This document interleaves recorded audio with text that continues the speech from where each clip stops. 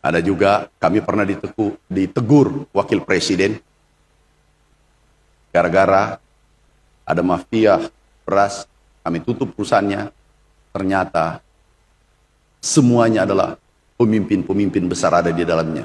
Kami dimarahi, kami berterima kasih. Kami katakan yang penting kami sudah tutup karena dia melanggar regulasi yang ada di Republik ini.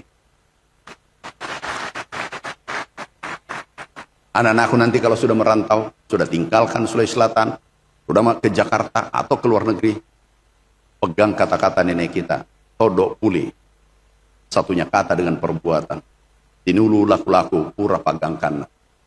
Itu dipegang, aja mau pakai siri-siri, karena Anda membawa nama Unhas nanti, kalau keluar, Anda menjadi obor penerang, Anda obor penerang Unhas dan Republik ini nanti ke depan.